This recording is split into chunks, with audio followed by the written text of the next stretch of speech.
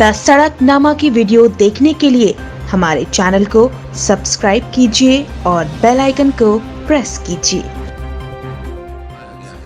2 दिन पहले कैबिनेट की मीटिंग के अंदर एक छोटे निर्णय हमने ज़रूर लिए और उसके अंदर बहुत कम छोटे निर्णय जिसको कह सकते हैं, उसमें एक हमने फीस बढ़ाई, एक हमने कर बढ़ाया, एक हमने किराया बढ़ाया। कितना? किराया मात्र 15 पैसे पर किलोमीटर, फीस मात्र जिसको कहना चाहिए कि 2% सब्जी के ऊपर, अर्थात एक व्यक्ति 10 रुपये किलो की अगर सब्जी लाता है तो 20 पैसे प्रति किलो की फीस उसकी बढ़ती है।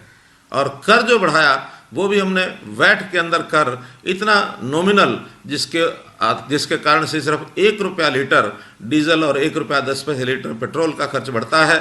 एक मामूली कर जिसके अंदर ये कह सकता हूँ कि एक 70-80 करोड़ रुपए महीने का इसके अंदर एक सरकार को आमदन सब दृष्टि से होने वाली है।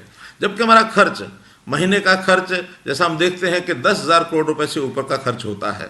इतने कम वृद्धि का हेतु इतना ही मात्र था कि इन तीनों चीज़ों में थोड़ी थोड़ी वृद्धि होकर के और हम इनके काम को सुचारू रूप से चला सकें।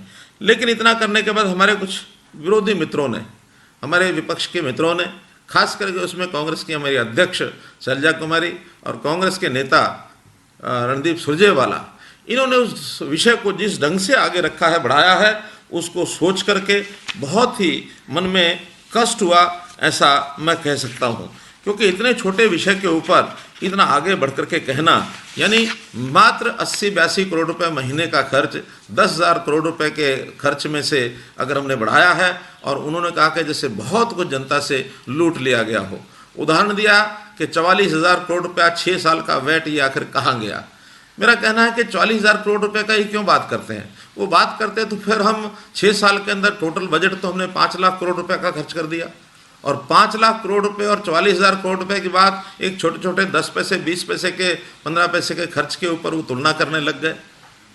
आखिर तो ये हिसाब किताब उनको लेने का किसी प्रकार का कोई औचित्य बनता नहीं है, क्योंकि हर वर्ष बजट का जितना भी प्रावधान होता है उसका हिसाब किताब विधानसभा में रखा जाता है। ये बजट 1 अप्रैल से 31 मार्च तक होता है।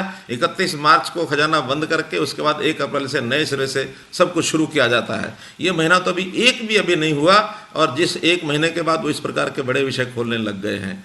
क्योंकि इस छोटे विषय को लेकर के मुझे ऐसा लगता है कि जैसे उनका कहना तो ये है कि कोरोना के समय में जले पर नमक छिड़क रहे हैं, लेकिन जलन किसको हो रही है ये अगर मैं स्पष्ट रूप से कहूं तो इस समय, कोरोना के समय के अंदर जिस प्रकार से हम लोगों ने चीज़ों को संभाला है, जनता जिस प्रकार से इन सारी बातों से संतुष्ट है, और सारे देश भर में हरियाणा की गतिविधियों को लेकर के सब लोग संतुष्टि व्यक्त कर रहे हैं। सब लोग कह रहे हैं कि हरियाणा ने बहुत अच्छे तरीके से इसको संभाला है।